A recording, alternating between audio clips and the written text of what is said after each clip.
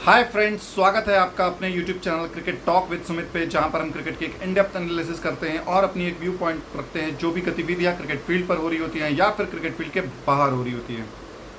India versus Australia third ODI, बात करने के लिए तो कुछ था नहीं इस सीरीज़ में या इस मैच में, क्योंकि सीरीज़ ऑलरेडी डिसाइड हो चुका था, ऑस्ट्रेलिया ऑलरेडी मैच जीत चुका था। बट ये मैच याद रखा जाएगा सिर्फ एक और एक रीज़न की वजह से, स्पेशली रोहित शर्मा और विराट कोहली की जो सेलिब्रेशन थी, जो एक साथ उन्होंने खेला है और अपने क्रिकेटिंग कैरियर को एक साथ जिया है, वो ट्रिब्यूट था आज उनको अपने फैंस की तरफ से, अपने फैंस के लिए, कि हम एक बार फिर से साथ आकर के खेले। एक इसी तरीके का मैच मुझे याद आता है जहां पर एम एस धोनी और युवराज सिंह ने इंग्लैंड के अगेंस्ट में दोनों ने सेंचुरी लगाई थी और इंडिया उस सिचुएशन में 3-4 विकेट गिर चुके थे और वहाँ से फिर ये दोनों ने इंडिया को के लिए सेंचुरी लगाई और 300 प्लस का स्कोर वहाँ पे खड़ा किया। और वो ट्रिब्यूट था धोनी और युवराज सिंह का,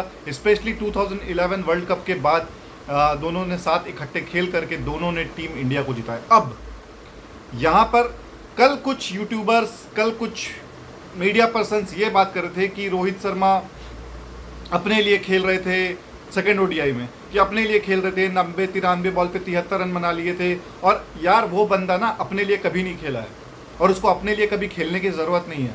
वो अपने दम पर आया है, अपने टैलेंट के ऊपर आया है और उसने पूरे वर्ल्ड को दिखाया है कि what talent he had while his playing days और गोल्डन डेज।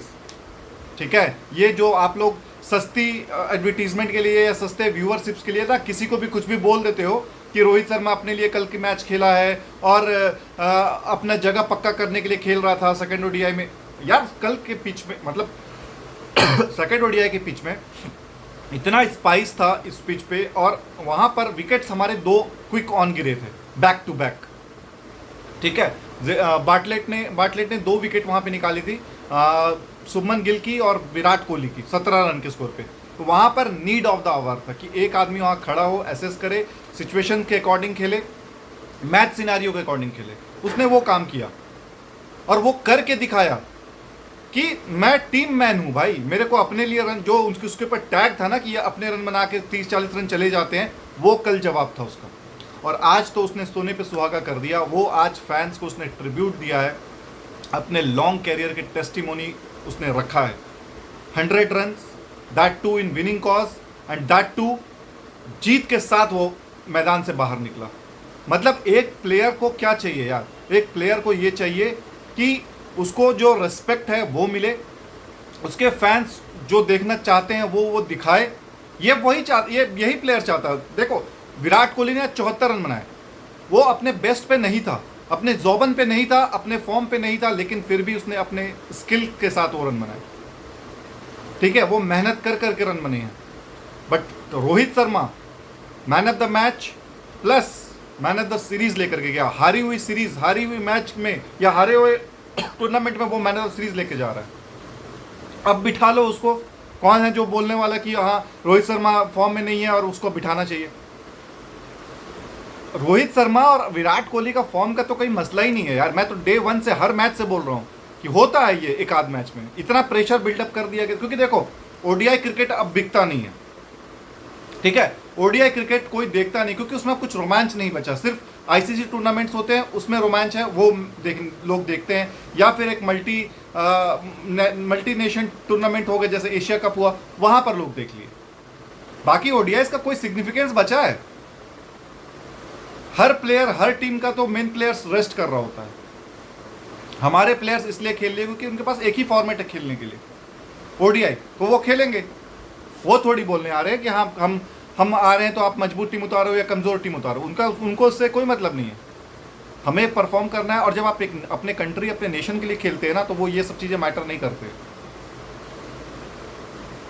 विराट कोहली की ज़बरदस्त इनिंग, और स्टार्टिंग में आकर के जो उसने सिंगल लेकर के जो बैट दिखाया क्राउड को, वो मोमेंट चेरिश करने वाला मोमेंट है। उसको पता था कि ये मेरा लास्ट टूर है, अगर मैं यहाँ पे भी डक पे गया तो क्राउड फैंस के लिए डिसअपॉइंटिंग होगा।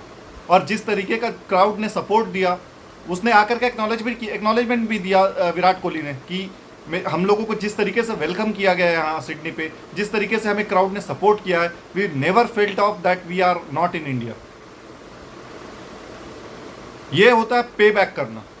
आपको फैंस ने सपोर्ट किया और आपने अपने फैंस को पे बैक किया। जब आप पे बैक करना चालू कर देते हो ना, दुनिया की कोई ताकत नहीं है जो आपको रोक दे उस पिनाकल को पहुंचने के लिए। ये दो जो बंदे थे, मतलब मैं आज किसी को क्रिटिसाइज नहीं करूंगा कि गौतम गंभीर को इन्होंने चपेट मार दिए और अजीत अगरकर को मुंह तोड़ जवाब दिया। ऐसा कुछ भी नहीं है यार। They are all are under one team, that is called team India. सब लोग एक ही छत्र छाया में खेल रहे हैं, चाहे वो बीसीसीआई हो, चाहे वो गौतम गंभीर हो, चाहे वो प्लेयर्स हो, चाहे वो एक्स प्लेयर्स हो। उनको मौका मिला, उन्होंने रन बनाया। रन्स जब बन रहे होते हैं तो कॉन्फिडेंस आपको अपने आप आता। अब विराट के भी रन आ गए, रोहित के भी रन आ गए। रन्स नहीं आए तो शुभमन गिल के नहीं आए, श्रेयस अय्यर के रन आए, केएल राहुल के भी रन आए। लेकिन शुभमन गिल को यहाँ पर रगड़ना कोई बहादुरी का बात नहीं है। यंग लड़का है, नया है, सीखेगा, टाइम लगेगा। ये भी लंबी रेस का घोड़ा है, ये अभी उड़ान नहीं भरा है। ये जिस दिन ये उड़ान भरेगा, ये लंबी रेस का घोड़ा चलेगा। Same goes with Jaiswal, same goes with Abhishek Sharma और तिलक वर्मा। ये लोग भी आएंगे टीम में, 2027 के बाद आ जाएं या पहले भी आ सकते हैं, अगर विराट और रोहित ने डिसाइड कर लिया कि हम यहाँ पे रिटायरमेंट का ऐलान कर रहे हैं तो। बट ऐसा होगा नहीं, क्योंकि मैच खत्म होने के बाद जब एडम गिलक्रिस्ट और रवि शास्त्री उनको इंटरव्यू कर रहे थे, रोहित और विराट को, उन्होंने यही बात बोली, you guys have played really well and Sydney is happy to see you and all the very best for the 2027 world cup. और दोनों ने वो थैंक यू ग्रैब किया। चाहता तो वो बोल सकता था कि ये मेरा आखिरी सीरीज है, इसके बाद मैं नहीं खेलूंगा, अभी it is far more away, या फिर अभी ये बहुत दूर है, अभी हमको सीरीज बाय सीरीज जाना है। ये सब लाओ लपेस कुछ भी नहीं, सीधा एक ही जब बोला thank you, we are on with it. ये शो करता है कि what commitment they have, what dream they have, what desire they have. Dream, desire, passion, इन सब की तो कमी कभी थी ही नहीं इन दोनों को। अननेसेसरी का इनको प्रेशर क्रिएट करवाया गया था फ्रॉम मैनेजमेंट साइड से। और देखो, मैनेजमेंट भी ये कभी कभी करती है यार, आपके सीनियर प्लेयर से यही डिमांड होती है। मैं इस चीज़ पे भी नहीं आऊँगा कि रोहित शर्मा कैप्टन होता तो हम ये सीरीज जीत जाते या नहीं जीतते। जो चीज़ नहीं हो सकती वो नहीं हो सकती। अब हर को अपना रोल रिस्पॉन्सिबिलिटी ऊपर लेकर के जाना होता है। ठीक है, विराट को बिठाया गया था आईसीसी ट्रॉफी के चक्कर में कि आईसीसी ट्रॉफी वो जीत कर नहीं आ रहे हैं, इसीलिए विराट को कैप्टनसी लेकर के हम रोहित शर्मा या फिर किसी और को देखें। ठीक है, रोहित शर्मा को बनाया गया, आईसीसी टूर्नामेंट्स ट्रॉफीज वो लेकर के आ गया। उसके बाद अब जो बीसीसीआई का जो गोल है या जो टारगेट है वो ये है कि हम फ्यूचर के लिए देखें। इन दोनों के रहते हुए हम एक प्लेयर को तैयार करें, एक कैप्टन को तैयार करें। और इसमें गलत कोई भी बात नहीं है, हर कोई ये करता है। विराट और रोहित जिस दिन सिलेक्टर्स पोजीशन पे आएंगे वो लोग भी यही ट्राई करेंगे। महेंद्र सिंह धोनी ने भी यही किया था, 4-5 लोगों को बिठाया था ना यार, गौतम गंभीर, वीरेंद्र सहवाग, सचिन तेंदुलकर सॉरी, वीवीएस लक्ष्मण, राहुल द्रविड़, सौरव गांगुली, इन सबको उसने बिठाया था और उसको यंग टीम चाहिए थी।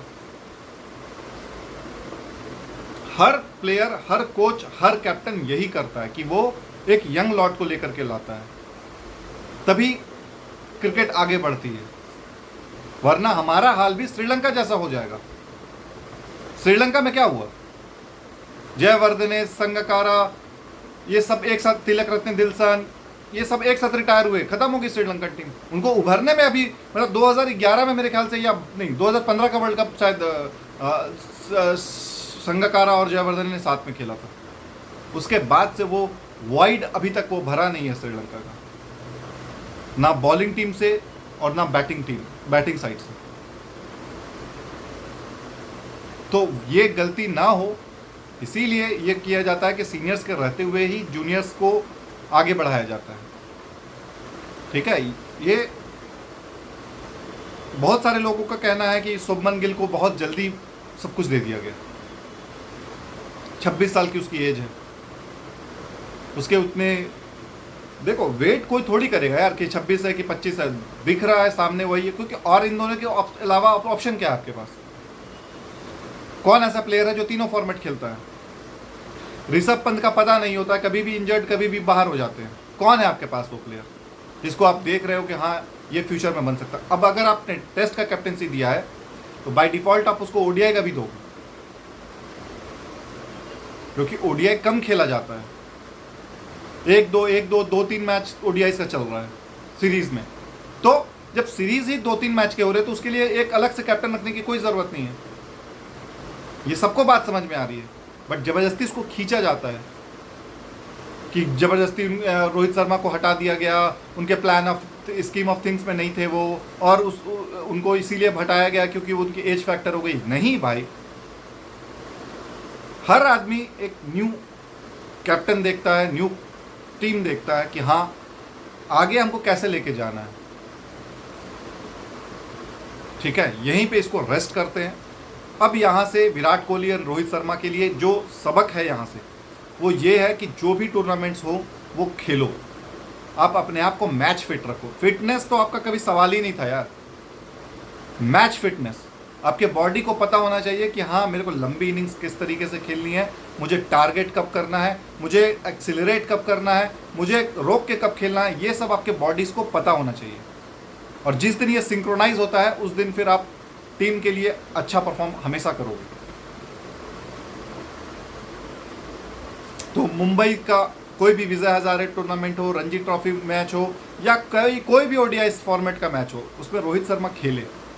सेम गोज विथ विराट, जहां भी मौका मिल रहा आप खेलो, क्रिकेट खेलते रहोगे, बॉडी आपका उस तरीके से जो मसल मेमोरी होता है ना बॉडी का, वो उसको पता रहेगा। वरना आप बहुत जल्दी टायर्डनेस फील करने लगोगे, बहुत जल्दी आप लगेगा कि यार अब बहुत हो गया, क्योंकि अब आप टेस्ट क्रिकेट खेल नहीं रहे हो जो कि 5 डेज का क्रिकेट होता है, जहां पर आप 5 दिन फील्डिंग करते हो, फिर बैटिंग करते हो, तो ये सारी चीज़ें चलते रहती है। वनडे में तो सिर्फ हार्डली आपके 50-60-100 ओवर का मैच होता है यार। एक दिन मैच होगा, उसके बाद 3 दिन 2-3 दिन का गैप होगा, उसके बाद नेक्स्ट मैच होगा। हाँ, ट्रैवलिंग में आपको जरूर समय लग सकता है, बट दैट इज ओके। जिसका भी बॉडी को यूज टू होना चाहिए। अब देखो इस मैच में क्या क्या चेंजेस किया टीम इंडिया ने। कुलदीप यादव को लेकर के आए, एक न्यू वैरायटी आया, नीतीश कुमार रेड्डी को ड्रॉप किया, और हर्षित राणा को एडेड रिस्पॉन्सिबिलिटी मिली कि बैटिंग भी देखना होगा 7वें 8वें नंबर पे, और आपको बॉलिंग भी तगड़ी करनी होगी, क्योंकि हमारे पास दोनों चीज़ की लग्जरी नहीं है। और वो लड़का उस पर खरा उतरा। तो गौतम गंभीर की भी बात सही हुई ना, वो उसको बैक कर रहा है तो उसने आज परफॉर्म करके दिया, 4 विकेट निकाला, बॉलिंग अच्छी की। शुरुआत के 4 ओवर उसने अच्छे से बॉलिंग नहीं की थी, लेकिन जब दोबारा वो स्पेल में वापस आया उसने विकेट निकाल करके दिया।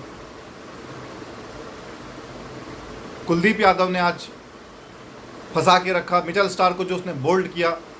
न्यू बैट्समैन कभी भी कुलदीप यादव को पिक इतनी आसानी से नहीं कर सकता। अब मैं उस डिबेट पे नहीं जाऊंगा कि हाँ सेकंड ओडीआई में कुलदीप यादव होता तो मैच का सिनेरियो कुछ और होता। ठीक है, आपको नहीं लगा कि हाँ कुलदीप यादव की यहाँ पे रिक्वायरमेंट बनती है, आपने पेसर के साथ, एक्स्ट्रा पेसर के साथ गए और वहाँ पर आप चूक हो गए या मात खा गए। अगर आप मैच जीत चुके होते वो दोनों मैच, तो फिर आज भी कुलदीप यादव नहीं खेल रहा होता, क्योंकि आपको लगता है कि यार नीतीश कुमार रेड्डी ने इतना अच्छा परफॉर्मेंस किया है, उसको बैठाना ठीक नहीं होगा। दूसरा चेंजेस आज था प्रसिद्ध कृष्णा को लेकर के आना।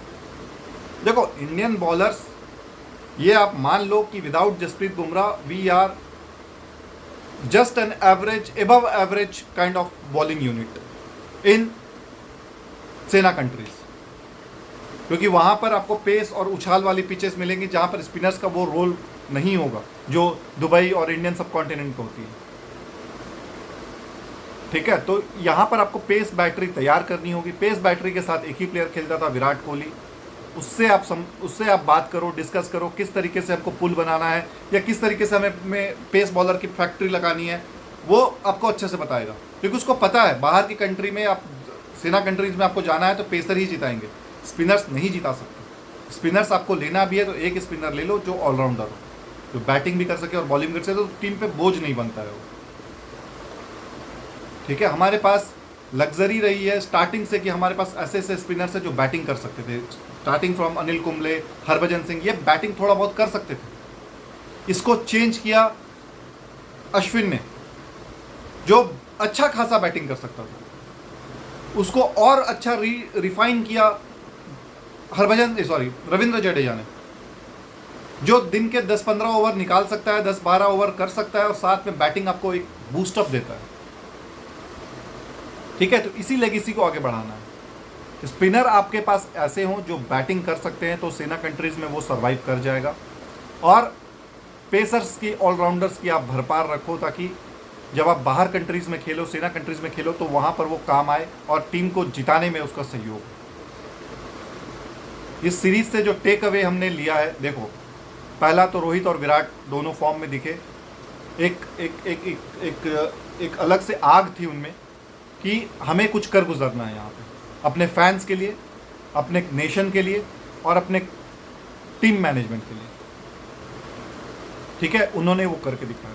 दूसरा जो टेक अवे था, हर्षित राणा का जो स्पेल उसने आज किया, वो ज़बरदस्त स्पेल था। वो as a bowling unit he is doing well, but he has to uplift his game little bit.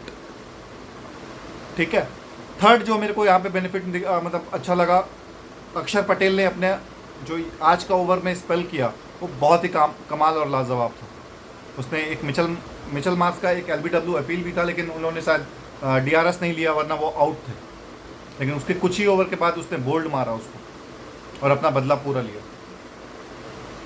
तो अक्षर पटेल एज ए बैट्समैन भी अच्छा परफॉर्म किए हैं सेकंड ODI में, और अक्षर पटेल एज ए बॉलर भी इस टीम में अच्छा दिखे।